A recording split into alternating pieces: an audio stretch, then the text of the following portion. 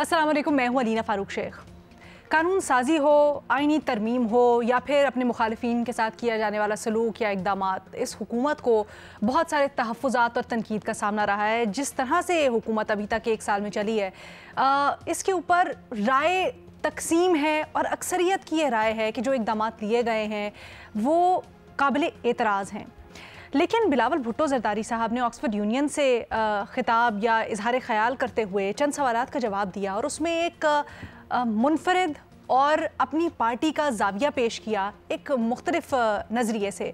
उसको आज हमने डिस्कस करना है, आपको सुनवा भी देते हैं। बिलावल साहब ने 26वीं आइनी तरमीम हो, पैका कानून हो या फिर पॉलिटिकल विक्टिमाइजेशन, इसके ऊपर क्या जवाब पेश किया, अपनी पार्टी का क्या मौक़िफ़ पेश किया, सुने ज़रा। But to say that we've contributed to the weakening of democracy in Pakistan, Pakistan's democracy is not the strongest at the moment. I think Pakistan People's Party has had a positive contribution. As far as the 26th Amendment, okay, perhaps it's not exactly as I would have drafted, but it was a long-standing aim of the very Charter of Democracy that you referred to, that we were going to establish a constitutional court, that we engaged with the opposition, with Maulana Fazl Rahman, and came out with a compromise legislation. Similarly, with the PICA Amendment, the latest configuration that it's come out now, we've always engaged with the process and contributed through amendments and through our input to passing, which is not an ideal legislation, but a better legislation than initially proposed. When my father was elected for the first time as president of Pakistan in 2008 till 2013, and we were proud to say that Pakistan in that time did not have a single political prisoner. We didn't rely on political victimization. And then, because of our Charter of Democracy, we managed to set up some norms, some democratic norms, where actually you could disagree with each other, and it didn't mean you had to send each other to prison. We respected having differing opinions, and that was the space in which Pakistani democracy functioned without these tools. Obviously, that was roundly criticized by Mr. Khan. He then came into power, undid those norms, undid all the reforms that we had done to the National Accountability Bureau and all other institutions used to this end. In fact, he changed the prison manual. Bilawal ने ये भी कहा कि पाकिस्तान में जमहूरियत मिसाली नहीं है, लेकिन बहुत सी चीज़ें हैं, पूरी दुनिया में ही जमहूरियत को उन मुश्किलात का सामना है, पॉपुलिज्म के बाद के चैलेंजेस से सामना करना हो, बहुत बड़ी बड़ी जमहूरियतें मुल्क में जिनकी तारीख इतनी स्ट्रॉन्ग रही है वो लड़खड़ा गई, तो पाकिस्तान तो इसमें से नेविगेट कर रहा है और पाकिस्तान पीपल्स पार्टी ने इसमें बड़ा मुस्बत किरदार अदा किया है। क्या बिलावल साहब जो बात कर रहे हैं उसमें वज़न है? हमें ज्वाइन करें इस डिस्कशन के लिए शहजाद इकबाल साहब, सलीम साफ़ी साहब, रीमा उमर साहिबा और उमर चीमा साहब भी हमारे साथ मौजूद हैं। शहजाद, आप सबसे पहले कहिएगा, क्या राय है आपकी? जहां हम बड़ी दफ़ा इसके मुख्तलिफ तनाजुर में तनकीद भी कर चुके हैं, सेपरेटली इन इशूज़ को डिस्कस भी कर चुके हैं, बिलावल ने आज जो ज़ाविया पेश किया है इसको आप कैसे देखते हैं? बहुत शुक्रिया अलीना, मैं इस बात से उनकी इत्तेफाक नहीं करता।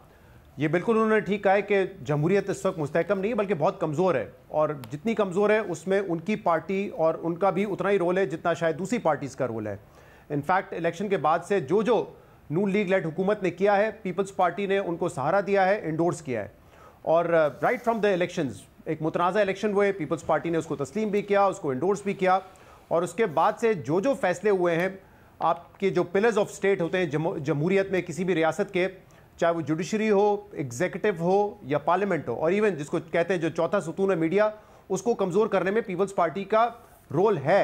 और बदकिस्मती से पीपल्स पार्टी माजी में, मतलब खुशकिस्मती से माजी में तो पीपल्स पार्टी ने जमहूरियत के लिए बड़ी कुर्बानियाँ भी दी हैं, लेकिन अब ये जो बदनमा दाग है ये उनको बर्दाश्त करना पड़ेगा, क्योंकि इसमें उनकी पार्टी ने जो है रोल प्ले किया है, और तनकीद उन पर जो होगी वो बिल्कुल बजा होगी। जुडिशरी का हाल देख लें, वो कहते हैं 26वीं तरमीम, ये हमें अच्छी तरह याद है, जो पहला ड्राफ्ट था और वो रात के अंधेरे में पास होने जा रहा था ओवर अ वीकेंड, अगर मौलाना फजल रहमान साहब उस वक्त स्टैंड नहीं लेते तो वो बिल पास हो जाता। आज वो ये कहते हैं कि हमारी मर्जी से कुछ चीज़ें निकली हैं, शायद 1-2 पॉइंट हो, लेकिन उस वक्त पीपल्स पार्टी तैयार थी, और इसके बाद भी जो 26वीं तरमीम अब जिस शक्ल में पास भी हुई है वो भी कोई काबिल फ़ख्र बात नहीं है। मतलब हम इस पर बार बार बात करते रहे कि जो एक सेपरेशन ऑफ पावर या ट्राइकोटमी ऑफ पावर का कॉन्सेप्ट है, उसको तो आपने बिल्कुल ख़त्म ही कर दिया है ना। ये वही कॉन्स्टिट्यूशन है जो कि उनके नाना जुल्फ़िकार अली भुट्टो साहब की क़यादत में पाकिस्तान को मिला था। आज अगर हम देखें तो जजेस की सिर्फ अपॉइंटमेंट का मामला नहीं है, यहाँ पे जो बेंचेस की तश्कील है वो भी एग्जीक्यूटिव पार्लियामेंटेरियंस मिलकर कर रहे हैं। उसमें जो जजेस की तादाद कम है और अब जो एग्जीक्यूटिव और पार्लियामेंट की तादाद है उस जुडिशल कमीशन ऑफ पाकिस्तान में वो बहुत ज़्यादा बढ़ चुकी है। तो अगर बेंचेस ही तश्कील हुकूमत दे रही होगी तो कैसे आप ये एक्सपेक्ट कर सकते हैं कि इंडिपेंडेंस वहाँ पर रहेगी। फिर पार्लियामेंट रबर स्टैंप है, आपको पता है दिन दिहाड़े या रात गए बगैर किसी डिबेट पे कैसे कानून पास हो जाते हैं। पीका एक्ट उसकी एक मिसाल है और वो तो मैंने फर्स्ट हैंड क्योंकि एक्सपीरियंस किया था सेनेट कमेटी में, जहां पीपल्स पार्टी के अपने लोग बाहर निकल के ये कह रहे थे कि हम मजबूर हैं। तो अगर एक पार्लियामेंट को आपने एक रबर स्टैंप बना दिया है तो फिर आप कैसे कह सकते हैं कि जमहूरियत को कमजोर करने में, या अगर वो इतनी मुस्तहकम नहीं है तो उसमें हमारा किरदार नहीं है, हमने तो बड़ी मदद की है। एग्जीक्यूटिव का जो हाल है वो आपको पता है, सिर्फ काबीना की शक्ल आप देख लें तो आपको पता चल जाता है कि ये क्या ये एग्जीक्यूटिव जो है अपने फैसले खुद कर रही है, क्या इनके पास ये इख्तियार भी है कि अपने लोग ये इंपॉर्टेंट मिनिस्ट्रीज में लगा सकें। मुझे तो नहीं लगता ऐसा है। इनफैक्ट इनके अपने लोग कहते हैं, एक एग्जांपल मोहसिन नकवी साहब की देते रहते हैं कि ये तो उन्होंने चाहा कि वो इंटीरियर मिनिस्टर बने तो इंटीरियर मिनिस्टर है, अगर वो चाहते वजीर आजम बनना तो वो शायद वजीर आजम भी बन जाते हैं। सो एग्जीक्यूटिव भी हमें पता है कि इस वक्त एक किस्म से पावरलेस है। मीडिया का हाल आप देख लें, पीका एक्ट के बाद जो हुआ है या उससे पहले भी जो होता आ रहा था, बिलावल साहब तकरीर तो करते रहते हैं इंटरनेट के हवाले से कहीं कॉलेजेस में जाके, लेकिन जब ये पीका एक्ट आया तो क्या पीपल्स पार्टी इसके खिलाफ खड़ी रही? नहीं, उन्होंने पार्लियामेंट के हर फोरम पे सपोर्ट किया, उन्होंने अपने बयानी में सपोर्ट किया। तो मुझे तो ये चारों सुतून जो है रियासत के, उसमें जो कमजोरियां हमें नजर आ रही है उसमें कहीं पीपल्स पार्टी इनका दिफा करती हुई नहीं नजर आई। और इनफैक्ट ये बात इससे पहले भी जाती है, आप 2018 में चले जाएं, बलूचिस्तान असेंबली जब गिरी थी तो उस वक्त हमें पता है कि कौन कुव्वतें उसके पीछे थी, और जरदारी साहब ने तो स्टेज पर आकर कहा था कि मैं गिरा के दिखाऊंगा, और मैंने गिरा दिया। इससे पहले आप ले लें, अभी उन्होंने बात की विक्टिमाइजेशन की, जो हालिया दौर में विक्टिमाइजेशन शुरू हुई वो नवाज शरीफ साहब से हुई। तो जब पनामा का मामला सारा आया था तो उस वक्त क्या बिलावल साहब जॉइंट ऑपोजिशन के साथ नहीं खड़े हुए थे? और जब नाअहल किया गया नवाज शरीफ साहब को तो क्या उन्होंने वेलकम नहीं किया? अगर आप उससे भी पीछे चले जाएं, जब पहली हुकूमत बनी चार्टर ऑफ डेमोक्रेसी के बाद, तो पहला जो गवर्नर राज था वो पीपल्स पार्टी ने लगाया पंजाब में। उसके बाद जो जुडिशरी को बहाल करने वाला मामला था, जो कि प्रॉमिस किया गया था ना सिर्फ चार्टर ऑफ डेमोक्रेसी में बल्कि वादा भी किया गया था कि जब हुकूमत कायम हो जाएगी तो बहाल किया जाएगा, वो भी नहीं किया गया। तो मेरे ख्याल से मुतादिद ऐसे वाकयात आप 2008 के बाद ये गिनवा सकते हैं कि जिसमें जहां जहां बिलावल की बात पीटीआई ने, नून लीग ने जमहूरियत को कमजोर किया, इंटरेस्टिंग है। मैं इसी पॉइंट को उमर के पास लेके जाना चाहूंगी। उमर, आप अपनी राय का इजहार तो करेंगे, बट ये वाला जो नुक्ता है खास तौर पर, जहां बिलावल ये क्लेम करते हैं कि पॉलिटिकल विक्टिमाइजेशन का रास्ता तो चार्टर ऑफ जमहूरियत ने बंद कर दिया था, इमरान खान ने दोबारा इस सिलसिले को शुरू किया, दोबारा बल्कि यहाँ तक था कि वो अपने मुखालिफिन के लिए जेल मैनुअल तक तब्दील कर देते, अब अपने लिए चाहते हैं रिलीफ। अलीना, ये जब पीपल्स पार्टी की गवर्नमेंट थी तो उस टाइम एक रहनुमा जो के बाद में पीटीआई में थे, तो उस टाइम वो मियां नवाज शरीफ के काफ़ी करीब थे। तो वो कहीं जा रहे थे, लाहौर से बाहर जा रहे थे कराची, तो उन्होंने उनको बुलाया अपने घर, लंच पे बुलाया, और उधर जब बात शुरू हुई तो घर के सारे फर्द जैसे शहबाज शरीफ और उनकी फैमिली, बच्चे जो हैं ख़ास तौर पे लड़के, और इसी तरह जो मियाँ साहब हैं उनकी फैमिली के लोग बैठे हुए थे। तो नवाज शरीफ ने उन्हें पूछा, उस शख्स को उन्होंने कहा कि मेरी जो पीपल्स पार्टी के हवाले से पॉलिसी है इसके बारे में आपकी क्या राय है? उन्होंने बहुत ज़्यादा अप्रिशिएट किया, उन्होंने कहा जी कि बहुत अच्छी है और मौरख जो है इसको अच्छे अल्फाज में लिखेगा। तो उधर मियाँ साहब ने ये जवाब दिया, उन्होंने कहा कि इस छत के नीचे बैठे जितने लोग हैं या इस टेबल पर बैठे जितने लोग हैं, आपके अलावा मेरे घर वाले भी इस बात से एग्री नहीं करते। ठीक है कि ओवरऑल जो उनको चैलेंजेस आ रहे थे चार्टर ऑफ डेमोक्रेसी के बाद, यानी कि एक ये लग रहा था कि हमारी सियासत क्या होगी कि हम एक दूसरे से लड़ेंगे नहीं, लेकिन उन्होंने चीज़ों को दोनों साइडों ने अपने तौर पर मैनेज करने की कोशिश की, जिसका शहजाद ने जिक्र किया। ये कोई ऐसे कोई वाटरशेड इवेंट्स नहीं थे, उस लिहाज से बड़े थे, यानी कि गवर्नर राजवरा का लगना, लेकिन वो चीज़ें अपने लेवल पर मैनेज करते रहे। ये नहीं था कि उनके आपस में बातचीत खत्म हो गई, मुज़ाकरात का दरवाजे बंद हो गया, ऐसा नहीं था। कुछ थोड़ी बहुत चीज़ें तो होती रहती हैं, वो तो जो दो भाई हैं उनके दरमियान भी कोई ना कोई इख्तिलाफात होते रहते हैं, लेकिन जो एक मैसिव लेवल पे जो एक पोलराइजेशन थी उसकी तरफ उन्होंने चीज़ों को नहीं जाने दिया। मैं बिलावल की इस बात से एग्री करता हूं। इमरान खान ने आके रूल्स को ब्रेक किया, ये जो हम जो नारा किसी टाइम हमारे भी कई लोग जो हैं वो बड़ा खुशी से लगा रहे होते थे या दूसरे लोगों को ताना भी दे रहे होते थे कि ये मुकमका हो गया है, इसको मुकमका का नाम दिया कि जब तक लोग एक दूसरे को गालियां न दें, जब तक उनके आपस में स्पीकिंग टर्म मौजूद हो, तो तब तक ये लगता है ये कैसे एक दूसरे के मुखालिफ हैं। वो तसव्वुर जो है वो इमरान खान ने दोबारा से मुतारफ कराया, जो कि पहले मौजूद था, यानी कि पीपल्स पार्टी और नून लीग ने अपने अपने तजर्बात से सीखा। उन्हें लगा कि ये कोई मुनाफे का सौदा नहीं है कि हम किसी और के कहने पे लड़ रहे होते हैं या किसी के साथ हम किसी के हाथों इस्तेमाल होते हैं। हम कोई चीज़ों पे एग्री कर जाते हैं, रूल्स पे हम एक दूसरे के मैंडेट का एहतराम करेंगे, कोई थोड़ा बहुत एक दूसरे के बारे में बात जरूर करते रहेंगे, लेकिन ये नहीं होगा कि हम एक दूसरे की हुकूमत गिराने की कोशिश करेंगे। और उस वादे की उन्होंने पासदारी की। इमरान खान ने आके ये रूल्स ब्रेक किए और इमरान खान ने आके अंपायर को दोबारा से खेल में लेकर आए। एम्पायर एक दफा इररेलेवेंट हो चुका था, जब वो दोबारा लेकर आए तो एम्पायर की रेलेवेंस है, यानी कि उसमें जो भी फिर खेल रहे होंगे उनका उनके साथ ताल्लुक रखना मजबूरी बन जाता है। यानी कि वो उसके बारे में हम जितनी भी बातें करें जी कि इखलाकी तौर पे उनको क्या करना चाहिए था, क्या नहीं करना चाहिए था, लेकिन उसके बगैर वो खेल ही नहीं सकते। और ये उनके लिए वो अफोर्ड कर ही नहीं सकते कि जब तक अंपायर वापस नहीं जाएगा तो हम जो है हम खेल नहीं खेलेंगे। या तो कि सब लोग बाइकाट करें, जब सब बाइकाट नहीं करेंगे तो फिर यही है कि जिसका चल रहा होगा वो कह रहा होगा कि अच्छा ठीक है भाई, आप इनको लेकर आए हो ना, तो अब हमने दोस्ती कर लिया उनके साथ, अब आप जो है नहीं कि आप सफर करो, हम कोशिश करेंगे कि हम जो है हम राइट साइड पर रहें। और ये मामला तब से शुरू में होता ही है कि जब आपके रूल्स ऑफ गेम ब्रेक हो जाते हैं तो उसके बाद फिर जो है ना एंड जस्टिफाइज द मीन।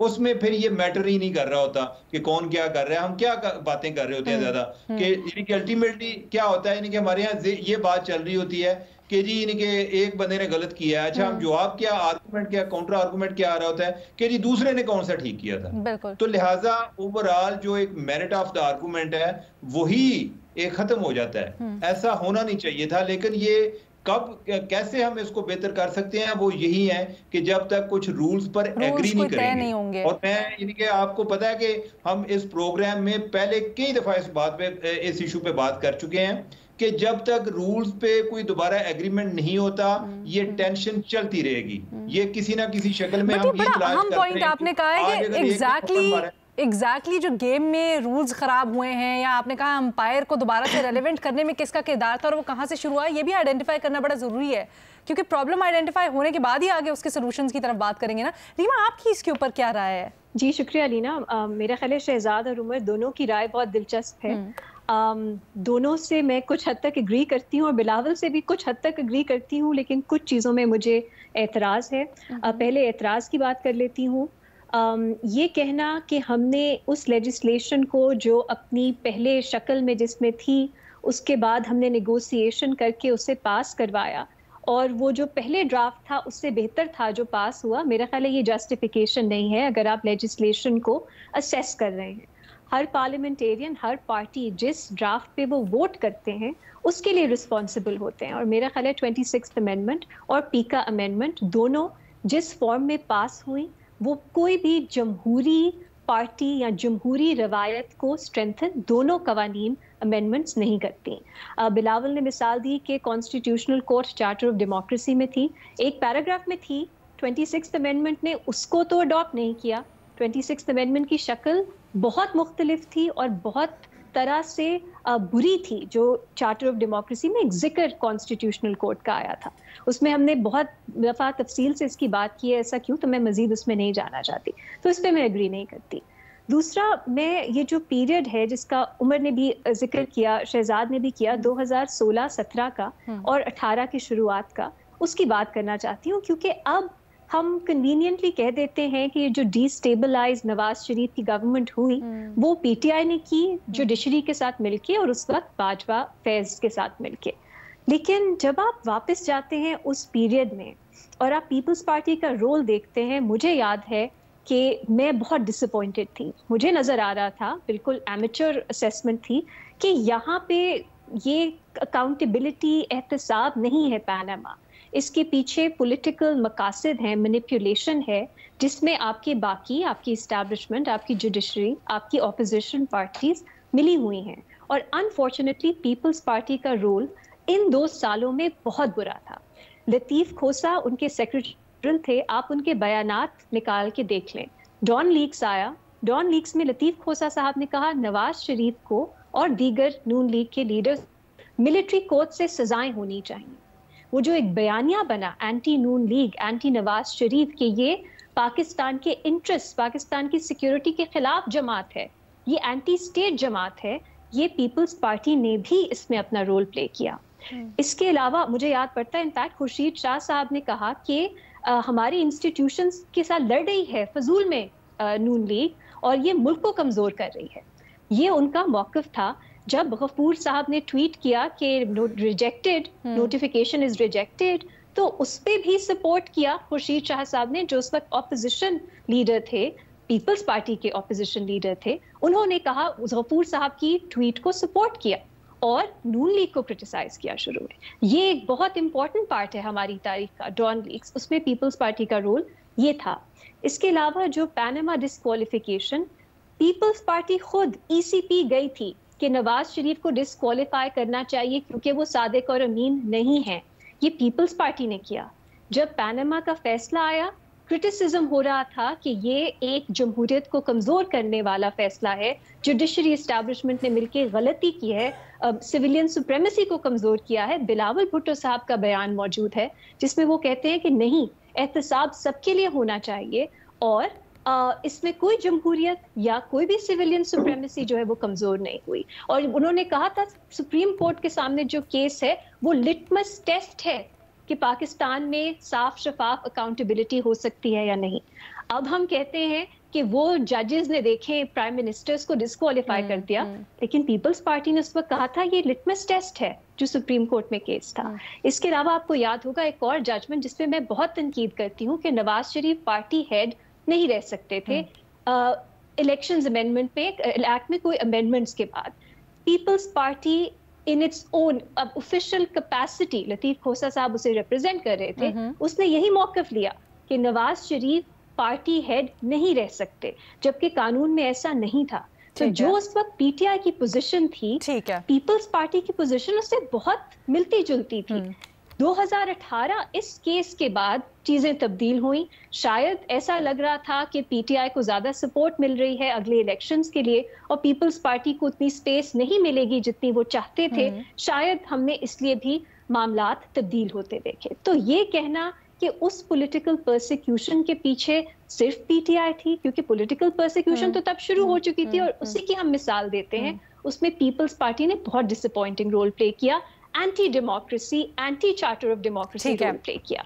अच्छा, आखिरी चीज जो मैं जल्दी से बात करूं, सॉरी बात लंबी हो गई, वो ये कि पीपल्स पार्टी के किरदार को जमहूरियत स्ट्रेंथन की उन्होंने या वीकन की, उनकी बहुत लंबी तारीख है। मेरा नहीं ख्याल पिछले 10 साल को देख के हम कोई असेसमेंट कर सकते हैं, तो अभी they have a long way to go as well. So मैं पर्सनली बहुत इंटरेस्टेड हूँ क्योंकि मुझे लगता है इस पार्टी में कुछ पोटेंशियल है।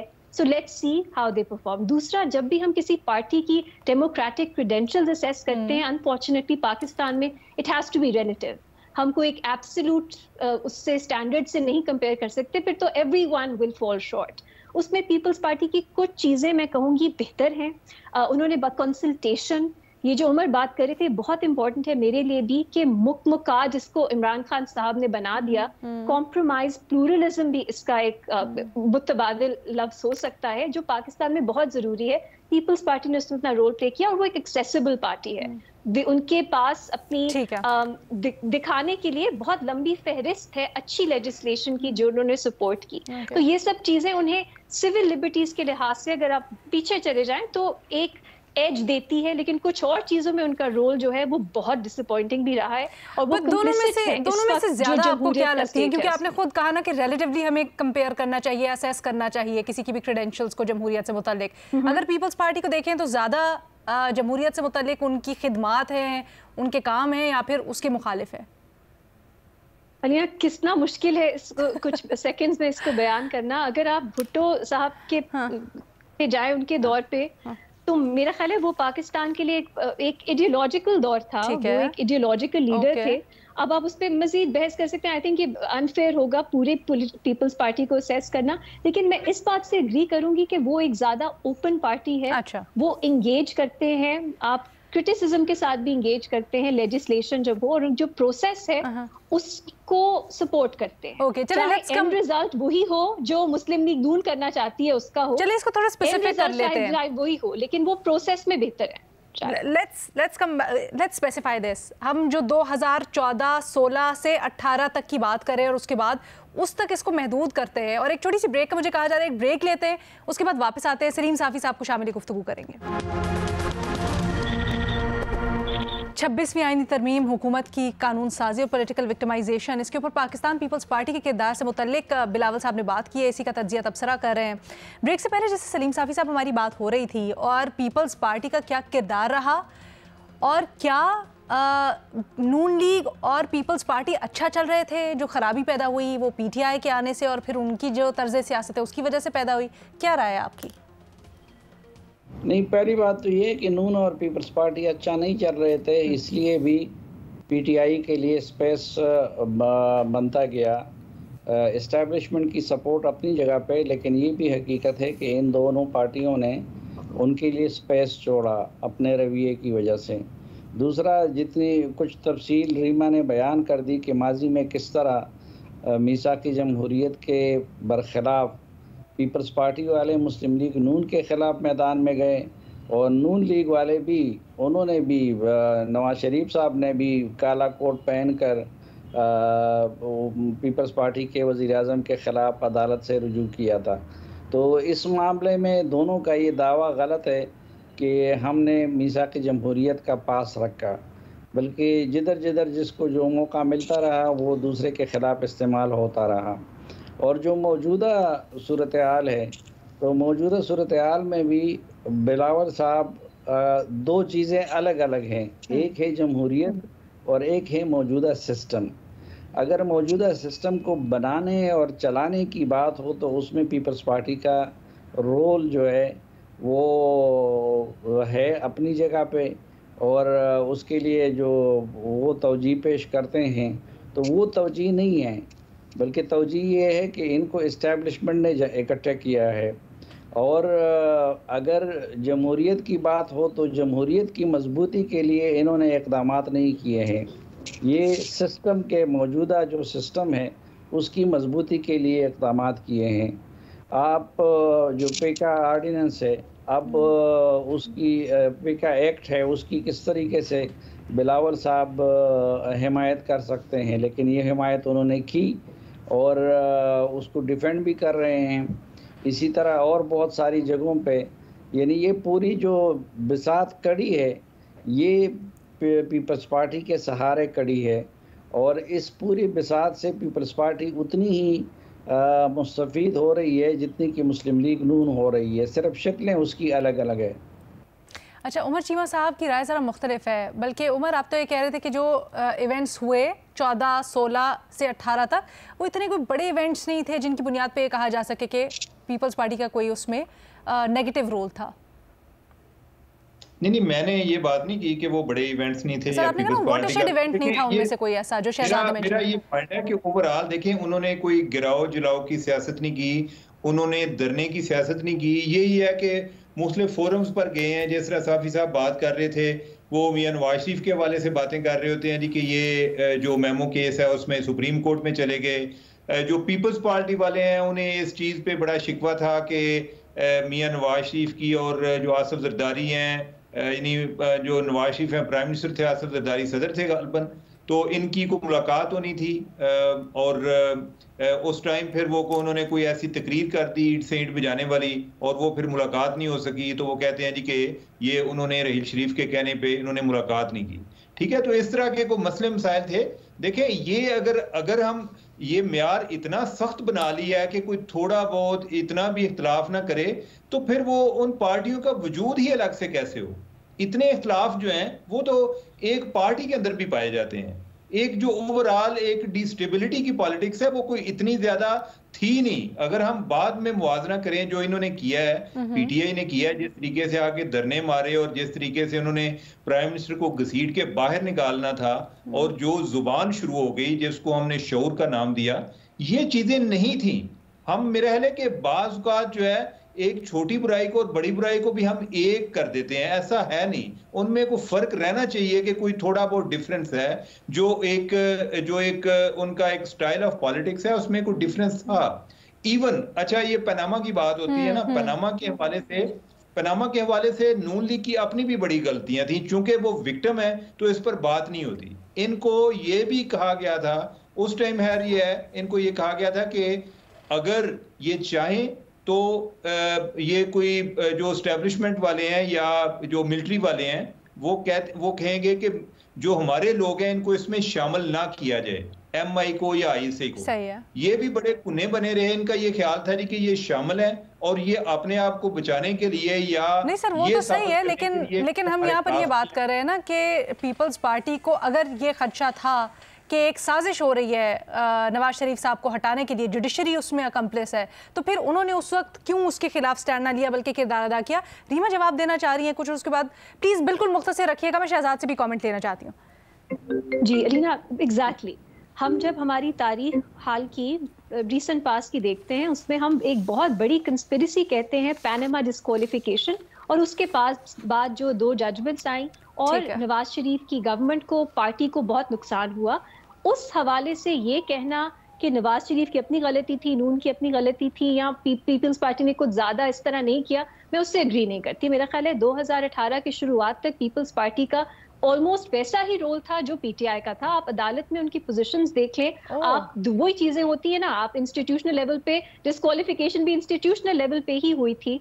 उस वक्त पीपल्स पार्टी को नहीं नजर आ रहा था, उनके लिए अहमियत नहीं रखती थी ये बात कि इसके पीछे साजिश है। लेकिन अब क्योंकि आपकी एक बयानिए को सपोर्ट मिलती है तो आप कहते हैं कि देखिए जो सुप्रीम कोर्ट है वो जो है प्राइम मिनिस्टर्स को नाअहल कर देती है। आप भी यही चाहते थे, आपने भी बार बार हर फोरम पे यही कहा नवाज शरीफ नाअहल हैं, वो सादिक और अमीन नहीं है। अगर कोई इसका जवाब देना चाहे, इसको भी एक छोटी सी 30 सेकेंड्स कि मैं ये नहीं कहना चाहूंगी फिर भी कि पीपल्स पार्टी का रोल वही रहा जो पीटीआई का हुआ। मेरा ख्याल एक सिग्निफिकेंट डिफरेंस था और वो वही था पहले मुकाव वाली बात कि पाकिस्तान में एक सियासत में एक चीज डिसाइड हो गई थी कि पार्टीज ने मिलके चलना है, लेकिन मेरा ख्याल है पीटीआई ने उसको एक एब्सोल्यूटिस्ट कॉन्सेप्ट बना दिया, अस वर्सेस देम, या हम होंगे, हम लेजिटिमेट हैं, बाकी सब करप्ट हैं, वो अपनी करप्शन बचाना चाहते हैं। ये बयानिया मेरा ख्याल है जमहूरियत, अगर आप प्लूरलिज्म के पर्सपेक्टिव से देखें, ये बयानिया बहुत खतरनाक था। और जो पीटीआई के वक्त मेरे पास लोगों को हर पार्टी के लोगों खत्म हो गया। मैं चाहती हूँ जरा बाकी सबकी मुख्तसरन कमेंट आ जाए। साफी साहब बार बार हाथ उठा रहे, साफी साहब प्लीज मुख्तसर। देखिए पीपल्स पार्टी का रोल वाकई बेशक पीटीआई जैसा नहीं रहा, लेकिन मुस्लिम लीग नून जैसा ज़रूर रहा। और जिस तरह पनामा में वो इस्टेब्लिशमेंट के साथ थे, इसके अलावा भी जितने मराहिल आए मुस्लिम लीग नून के खिलाफ और दरपर्दा इस्टेब्लिशमेंट होती थी तो उसमें पीपल्स पार्टी ने इस्टेब्लिशमेंट ही का साथ दिया है। इसलिए और मौजूदा भी उनका न जमहूरियत पे एहसान है, ना जमहूरियत की खातिर उन्होंने किया है, ना आवाम की खातिर किया है, बल्कि इस्टेब्लिशमेंट ने ये बिसात बिछाई है और उसमें पीपल्स पार्टी को अपने हिस्से से ज़्यादा का हिस्सा मिला है। पीपल्स पार्टी ने सर तस्लीम खम किया। शहजाद जी अलीना, ये बात उमर की ठीक है कि शायद पीपल्स पार्टी ने तहरीक इंसाफ की तरह धरने या उस तरह का स्ट्रीट एजिटेशन नहीं किया, बट जैसे मैंने अपने पहले जवाब में कहा कि ठीक है 18वीं तरमीम एक बड़ा मुस्बत तरमीम थी, आपने जो पावर्स हैं उनको डिवॉल्व किया सूबों तक, लेकिन मेरे ख्याल से रोल वहीं तक महदूद रहा है। उसके बाद जो इवेंट्स हमने गिनवाए उसमें तो वो साथ थे और कोई छोटी बात नहीं है। बलूचिस्तान हुकूमत गिरा के ही बाप पार्टी उस वक्त ने जन्म लिया था ना, बाप पार्टी आई थी इक़्तिदार में और फिर 2018 के इलेक्शन में भी उनका कलीदी किरदार था। और इवन जैसे मैंने कहा जब पीडीएम हुकूमत आई, आप देख लें सुप्रीम कोर्ट के फैसले हुए, जब कहा हुकूमत ने हम नहीं मानेंगे तो उसमें पीपल्स पार्टी साथ थी ना नून लीग के, उस वक्त हुकूमत में बैठे हुए थे, उस वक्त तो सरकारी बेंचेस पे बैठे हुए थे, ये एग्जीक्यूटिव का हिस्सा थे। तो मेरे ख्याल से मुझे तो उसके बाद जो भी रोल नजर आया उसमें वो पार्ट एंड पार्सल रहे। इनफैक्ट आज हम अगर देखें, अगर आप पूरा ये 10-12 साल का पीरियड निकालें, आपको ऐसे फेजेस नजर आएंगे जिसमें नून लीग एस्टैब्लिशमेंट के खिलाफ थी, आज आपको वो फेज नजर आएगा जिसपे पीटीआई एस्टैब्लिशमेंट के खिलाफ है, लेकिन 2014-15 ऑनवर्ड्स अगर कोई कंसिस्टेंटली एस्टैब्लिशमेंट के साथ रहे तो पीपल्स पार्टी रही है, चाहे वो पनामा हो या वो ये आज रिजीम चेंज हो या वो आज का दौर हो। हाँ। Umar 30 seconds please. मैं असल में जो रीमा बात कर रही थी ना पनामा के हवाले से, मैं उसकी बात करना चाह रहा था कि उस टाइम इशू ये आ रहा था कि क्या ये मामला पार्लियामेंट की कोई कमेटी बना दी जाए। नून लीग खुद इसरार करके ये मामला सुप्रीम कोर्ट लेकर गई थी। दूसरा, इन्होंने दावे जितने बड़े बड़े किए थे कि हमारे पास एक एक पर्ची का हिसाब है, यानी कि हमने एक एक रसीद संभाल के रखी हुई है, तो मेरे ख्याल कुछ जज जो है वो भी कुछ ज्यादा तवक्कुआत लगा बैठे कि जब इतनी चीजें हैं तो हम इसको टेकअप कर लें। और वो जो चीजें इवॉल्व हुई हैं, मैं चूंकि उस यानी कि उस प्रोसेस का किसी तरह हिस्सा रहा हूं बीइंग न्यूज ब्रेकर, तो वो ऐसा नहीं था कि कोई पहले दिन से प्लान हो गया था कि ये जो है हमने ये केस को कैसे कंक्लूड करना है। उधर भी कई चीजें जो है ओवरऑल इर्तिकाई अमल से गुजरी हैं। अच्छा। किसी जगह पे जज को किसी को अपने लेवल पर गुस्सा था, वो एस्टेब्लिशमेंट के साथ मिल गया, एस्टेब्लिशमेंट को अपना मसला था। किसी जगह पे नून लीग जो है इनको कहा गया कि जेआईटी में एमआई और आईएसआई के लोग शामिल ना कराएं। इवन ये बात इनको मिलिट्री एस्टेब्लिशमेंट ने की, ये वो नहीं माने।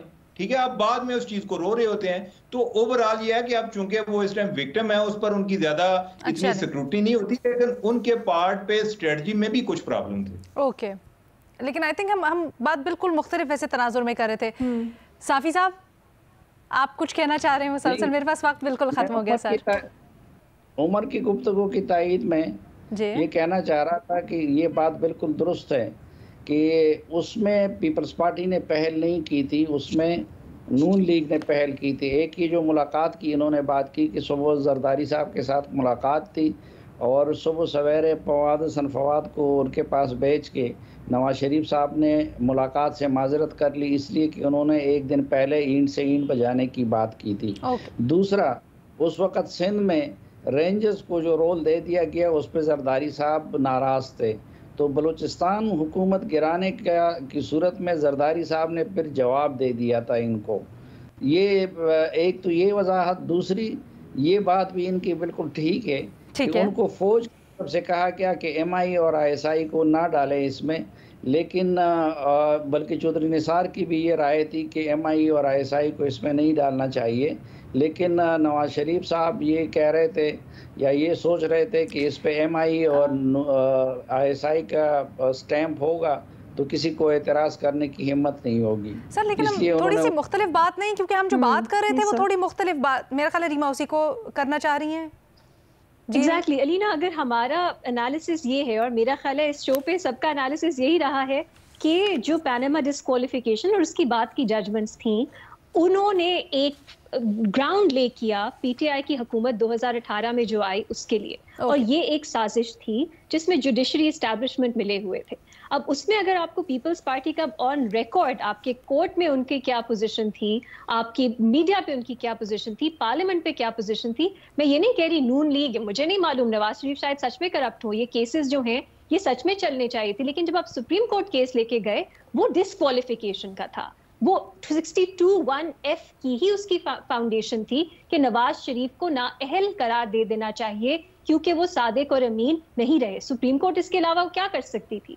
तो इस पे अगर आपको इस पे है प्रॉब्लम और अब आप अपने बयानिए के लिए इस्तेमाल कर रहे हैं कि ये एस्टैब्लिशमेंट और पीटीआई का था सारा और जुडिशरी के साथ, और जुडिशरी को आप स्केप कोट करें, तो अपना रोल उन प्रोसीडिंग्स में क्या था? तब ये वार्निंग नहीं थी कि सुप्रीम कोर्ट जो है उसको नहीं डिस्क्वालीफाई करना चाहिए इलेक्टेड प्राइम मिनिस्टर्स को। तब ये बयानिया कहाँ था? कहीं आपको ये नजर नहीं आएगा। डॉन लीग्स भी बहुत अहम है कि नून लीग एक एंटी स्टेट जमात है। क्यों पीपल्स पार्टी ने, लतीफ खोसा साहब ने मिलिट्री कोर्ट्स की डिमांड की उसमें, तो ये जो पूरा बयानिया बनाया गया जो 2018 इसको इस तरह से कंक्लूड करते हैं ना कि हमारा निटी-ग्रिटीज के ऊपर इख्तिलाफ पाया जा रहा है, उसमें पीपल्स पार्टी का एक रोल था। ठीक है, ये एक्नॉलेज निटी-ग्रिटीज के ऊपर इख्तिलाफ पाया जा रहा है हमारे पैनलिस्ट के दरमियान में, लेकिन जो बुनियादी नुक्ता है सारी डिस्कशन का, बिलावल भुट्टो साहब जो क्लेम कर रहे हैं मोटी मोटी बातें, उसके ऊपर हमारे पैनलिस्ट की अक्सरियत, साफी साहब, शहजाद और रीमा इत्तफाक करते हैं कि बिलावल साहब जो बात कर रहे हैं वो दुरुस्त नहीं है, उसमें वजन नहीं है।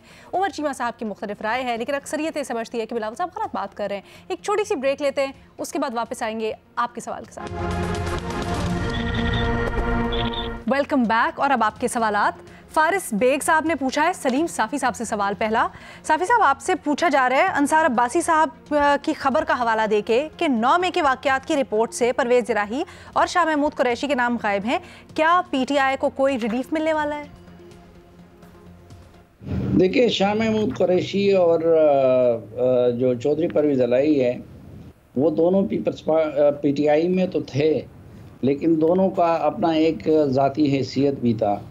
शाह महमूद कुरैशी साहब अपने आबा व अजदाद से लेकर पिछले साल तक प्रो एस्टेब्लिशमेंट पॉलिटिक्स कर रहे थे, और परवेज़ इलाही साहब भी अपने आबा व अजदाद से लेकर पिछले साल तक प्रो एस्टेब्लिशमेंट पॉलिटिक्स कर रहे थे, और इनके एंटी इस्टेब्लिशमेंट बनने या फिर इनके ख़िलाफ़ मुकदमात बनने पे हम हैरान थे, ना कि उनके नाम किसी जगह नहीं है तो उस पे हैरानगी का इज़हार होना चाहिए। और मेरा अपना ख्याल ये है कि अब चूँकि फैसला कुन वक्त आ गया है तो जो एक्चुअल कल्प्रिट्स हैं उनकी तरफ जाया जा रहा है, और शायद जो लोग वैसे ही उसमें लपेटे गए थे, मैं ख़ुद भी ये कह सकता हूँ कि जो 9 मई है, 9 मई में चौधरी परवेज़ इलाही या इसका शाह कुरैशी का कोई रोल नहीं था, लेकिन इससे ये मतलब निकालना कि PTI से मुतालिक पॉलिसी बदल जाएगी, मेरे ख्याल में ये सही नहीं होगा। लेकिन ये बड़ी अहम बात कर रहे हैं आपके ख्याल में फैसला कुन वक्त आ चुका है। अच्छा जी, आगे सवाल की तरफ बढ़ते हैं। रीमा उमर साहिबा से किया गया है ज़ईम मुस्तफ़ा साहब की जानिब से। रीमा, ये पूछा गया है कि अख्तर हुसैन के इस्तीफे के बाद जुडिशल कमीशन के फैसलों और अदालती आज़ादी पर सवालात उठ रहे हैं। क्या आपके ख्याल में पाकिस्तान में जजेस की तकर्री का मौजूदा निज़ाम शफाफ है या किसी इस्लाहात की ज़रूरत है? यही तो गिला है, यही रोना है कि पहले का जो निज़ाम था उसमें जुडिशरी के पास खुद बहुत से इख्तियारात थे और कोई चेक्स एंड बैलेंसेस नहीं थे, लेकिन अब आपने इस अमेंडमेंट के बाद जो बैलेंस है वो बिल्कुल दूसरी तरफ टिल्ट कर दिया है, एग्जीक्यूटिव की तरफ। कोई ट्रांसपेरेंसी आप नहीं लाए। आप देख लीजिए चीफ जस्टिस की अपॉइंटमेंट किस तरह होती है, हमारे पास कोई क्राइटेरिया है नहीं है। हमें कुछ इन्फॉर्मेशन पब्लिक होती है कि किस तरह असेसमेंट हुई है, किस तरह एक शख्स को चुना गया है दूसरे के ऊपर, नहीं हमें पता लगता। सिमिलरली जुडिशल कमीशन ने अपने रूल्स तो बना लिए, उसमें क्राइटेरिया दे दिया जिसको देख के वो जजेस अपॉइंट करते हैं, लेकिन क्या वो पब्लिक होता है कुछ भी? हमें मालूम है कि अब जो अपॉइंटमेंट्स रिसेंटली हुई हैं वो किस बुनियाद पे हुई हैं, कैसा स्कोर किया है मुख्तलिफ कैंडिडेट्स ने जो कंसिडर हो रहे थे, और जो कॉम्पोजिशन है उस पर तो सवाल है ही कि आपने जुडिशरी को, उनके मेंबर्स को एक तरह से माइनॉरिटी में कर दिया, और आपने एग्जीक्यूटिव की जो रिप्रेजेंटेशन है उसको मजीद बढ़ा दिया। और कॉन्स्टिट्यूशनल बेंचेस पे ये बहुत बड़ी चीज़ है कि हमें नहीं मालूम कि कॉन्स्टिट्यूशनल बेंचेस पे क्यों अपॉइंटमेंट्स होती हैं, कैसे होती हैं, क्या देख के होती हैं, इसमें कहीं भी शफाफियत नहीं है। तो इन तीनों चीज़ों को अगर आप देखें, मैं कहूँगी मजीद इस्लाहात की ज़रूरत है, लेकिन इस वक्त मुश्किल लगता है क्योंकि जो रीज़न है, ऑब्जेक्टिव है, वो शफाफियत नहीं है, वो कंट्रोल है। ठीक है, बहुत शुक्रिया रीमा। अगला सवाल किया गया है शहजाद आपसे, और आपसे पूछा है हम्माद पटेल साहब ने कि आलमी बैंक और एशियाई तरक्याती बैंक ने बिजली के मुआहिदों पर दोबारा बातचीत करने पर पाकिस्तान को तनकीद का निशाना बनाया है। इस इकदाम से सरमायाकारों के एतमाद और मुस्तकबिल के निजी सरमायाकारी को नुकसान पहुंचेगा, ये कहा जा रहा है। क्या इस तनकीद में वजन है? देखिए, क्योंकि टारगेट अगर सिर्फ आप पावर प्लांट्स को करेंगे या उन कंपनीज को करेंगे तो मेरे ख्याल से ये जायज़ नहीं होगा। ये बात दुरुस्त है, चाहे 94 की पॉलिसी हो, 2002 की हो, 2008 की हो या 2016 की हो, वो ऐसे मुआहदे हैं जिसमें इवेंचुअली ये पावर प्लांट्स एक अच्छा खासा एक बड़े मार्जिन पे प्रॉफिट कमा रहे होते हैं, और ख़ास तौर पे क्योंकि इनके जो प्रॉफिट्स हैं वो डॉलर टर्म्स में होते हैं। लेकिन क्या ये एग्रीमेंट्स ये इन्होंने खुद किए हैं? नहीं, ऐसा नहीं है। ये कोई ना कोई हुकूमती पॉलिसी और जो आपका जाहिर सी बात है ब्यूरोक्रेसी है उनके तहत ही हुए हैं ना। तो जब ये मुआहदे हो रहे थे उस वक्त आप लोगों ने क्यों ये होने दिया और क्यों उनको नहीं देखा? और आज अगर आप IPPs को फोर्स करें, एक तो ये होता है नेगोशिएट करें, लेकिन एक होता है आप फोर्स करें। इस वक्त जो शिकायत आ रही है उनकी तरफ से वो यही है कि हमें जो है हमें फोर्स किया जा रहा है कि हम इस पर नेगोशिएट करें। लेकिन जिन लोगों के और जिन दौर में ये मुआहदे हुए थे, जिन्होंने ये गलत एग्रीमेंट्स करवाए थे, उनकी कोई अकाउंटेबिलिटी नहीं है। तो किसी सिर्फ एक हिस्से को इसको अकाउंटेबल ठहराना मेरे ख्याल से ये गलत है। और इसके असरात हमने देखे PIA की प्राइवेटाइजेशन में जो 2-3 पोटेंशियल बायर्स थे, जब उन्होंने नाम ना जाहिर करने की शर्त पे मीडिया से गुफ्तगू की तो उन्होंने ये बताया कि इस वक्त जो IPP के साथ हो रहा है कि उनके जो अग्रीमेंट्स थे उनको रीनिगोशिएट कर रहे हैं आप जबरदस्ती, तो कल को हमने PIA खरीद लिया, हमारे साथ भी ऐसा हो सकता है। तो ये बात दुरुस्त है कि अगर आप मुल्क में बैरूनी इन्वेस्टमेंट चाहते हैं तो आपको जो है कंसिस्टेंसी देनी पड़ेगी, आप उनके मुआहदे एग्रीमेंट नहीं तब्दील कर सकते। तो जो तनकीद हो रही है वो उसमें वजन है। Thank you Shahzad. उमर चीमा साहब, आपसे आयशा हुसैन ने सवाल किया है कि वजीर ख़जाना ने क्रिप्टो करेंसी जल्द मुतारिफ करवाने की तजवीज़ दी है, पाकिस्तान इस दौर में इतना पीछे क्यों है? पाकिस्तान हर चीज में पीछे है। जो क्रिप्टो में पीछे है इसकी जो मेन वजह है वो स्टेट बैंक है। स्टेट बैंक का एक अपना कॉन्फ्लिक्ट ऑफ इंटरेस्ट है, उन्हें ये डर है कि क्रिप्टो की वजह से हमारा धंधा मुतासर होगा, और मैंने देखा है कि उसमें भी ज्यादातर उनकी एक लैक ऑफ क्लैरिटी है और वो बात सुनने को तैयार ही नहीं है कि मसला है क्या या इसमें उनको किस तरह प्रोटेक्ट किया जा सकता है। दूसरा ये है कि स्टेट बैंक को भी अगर हम छोड़ दें, पाकिस्तान में क्रिप्टो की जो अडॉप्टर्स हैं, यानी कि ऐसे लोग जो कि क्रिप्टो में इन्वेस्टमेंट किए हुए हैं, उनकी तादाद हमारी स्टॉक मार्केट से भी कहीं ज्यादा है, हमारे जो टैक्स फाइलर हैं उनसे कहीं ज्यादा है। मैं जानबूझ कर नहीं ले रहा, लोग 2-2 करोड़ कहते हैं, मैं कहता हूं 1 करोड़ समझ लें कि 1 करोड़ लोग हैं। तो बजाय इसके कि ये सैलरी क्लास से आप बार बार टैक्स लेते हैं, आप इनको टैक्स नेट में लाएं, और वो उनमें से बहुत सारे लोग जो हैं वो खुशी से आना चाहेंगे ताकि उनका जो पैसा है वो डिक्लेयर हो सके। अभी जो है वो ना उनका कोई स्टेटस ही नहीं है, ना ये लीगल है ना ही इलीगल है, हरासमेंट हो रही होती है, कभी बैंक्स जो है लोगों के अकाउंट ब्लॉक कर रहे होते हैं, कभी FIA वाले और कोई झूठे केसेस में उन लोगों को उठा रहे होते हैं। तो रहने के इसमें हुकूमत अगर मुआशी लिहाज से देखे तो टैक्स की मद में इन्हें बहुत ज्यादा एडवांटेज मिल सकता है, और इन्हें वो टैक्स लगा दें जो लोग पाकिस्तान में इस्तेमाल कर रहे हैं, एक इनको ये भी तो लीगलाइज करने में फायदा ही है। ठीक है उमर चीमा साहब, अनफॉर्चुनेटली हमारे पास वक्त आज इतना ही था। आप लोग हमें YouTube के ऊपर इसी तरह सवाल भेजते रहें। अल्लाह हाफिज।